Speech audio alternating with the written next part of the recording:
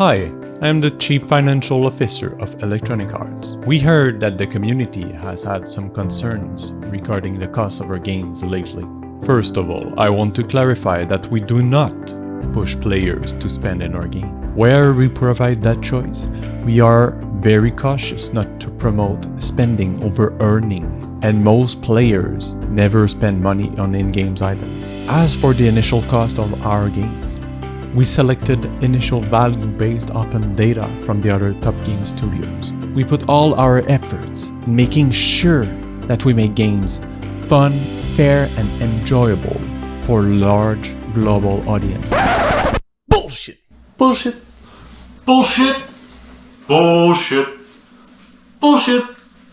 This guy, forget what he was saying. In this video, I'll share with you why the augmentation is not okay for some games and why it is kind of justifiable for some other games. First thing first, if we want to compare the prices of video games, we need a way to measure how much other entertainment industries are charging compared to the video game industry. There is no perfect metric to measure the value of different type of content because the experience is not the same. But for the sake of this video, let's use dollars per hour to estimate the value we, the customer, get from each of these.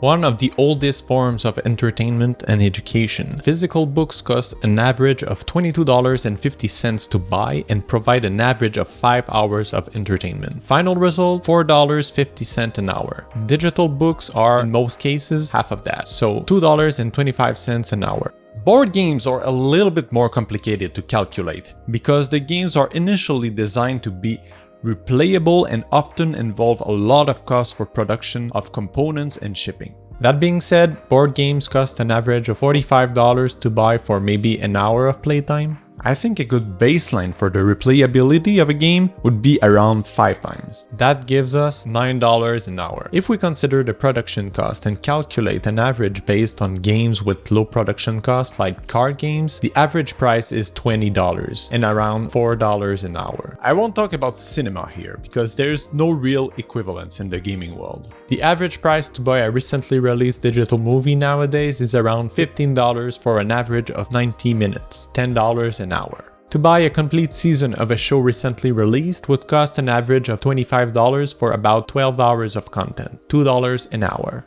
And now we get to video games. The average time to complete a PS5 game is 22 hours-ish. I use the data from PS5 only to better measure AAA games since there is a limited amount of smaller games right now on the PS5. If we use the new price of $70, we get an average of $3.8 an hour or $3.7 an hour for the good old $60 price tag. Indie game sits at around $3.4 an hour. We need to keep something in mind. Video games are not like books or movies. Even if you finish the main story or main mode of a video game, often there is still side quests, multiplayer, or other interesting modes that you can play.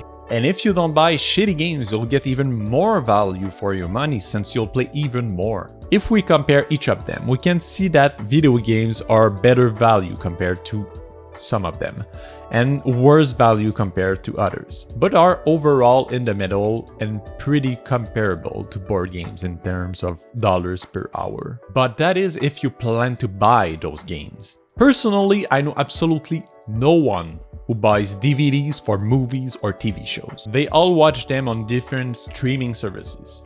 Even books and audiobooks have their own incomplete and, to be honest, a little bit shitty subscription services. Now, of course, if you compare the value of having Netflix for $15 a month for a massive library of movies and shows to a single $70 video game that you'll finish in 22 hours, the price of games seems a bit excessive. Some game companies are trying their very own subscription, like Xbox, PlayStation, EA, Ubisoft, Humble Bundle, and Nintendo.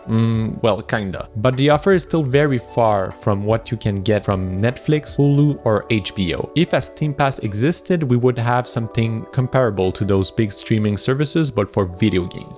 I want to say that game companies that charge full price for a game with a progression system based on microtransaction is wholly and utterly unacceptable. I mean, that is just fucked up. We just saw that as a consumer, we get around the same value from video games as other type of entertainment content out there. And we also know that game companies are far from having a poor return from their games. That being said, we still need to talk about free-to-play games. Do they provide enough value per hour for your precious money?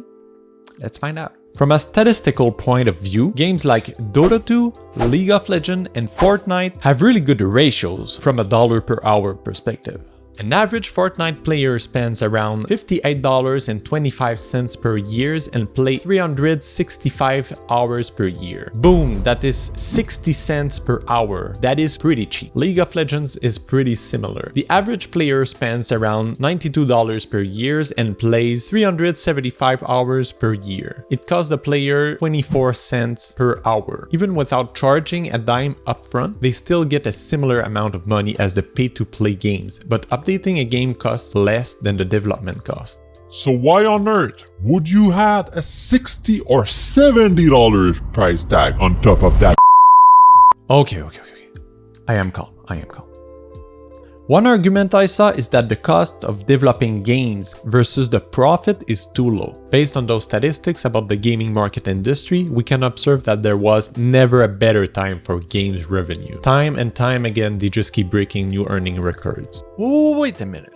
If you absolutely need to raise the price of video games to make a profit, why are the last 3 consecutive years a record year? That doesn't make any sense. Overall, it is okay for AAA games to raise their price since it has been stagnant for a couple of years. I think it is justifiable only for games that offer a lot of content and don't force players to spend money in order to progress in the game at an enjoyable pace. As we saw previously, if your game contains loot boxes, you can easily make your game free to play or charge a tiny amount upfront and make as much money as a full-priced game or even more. Although the price bump doesn't bother me that much, I would still want games to be accessible to a broader range of players. An expansion to their current subscription services to add more games to their catalog would be a really good start. I would also really appreciate if more games released demos and or if more market platforms changed their refund policies to be as good as the one Steam has. I'm looking at you, Nintendo. Again, thank you for watching. If you like that sort of content, please feel free to subscribe to let me know that you want more of it, and I'll see you in the next one. Bye bye!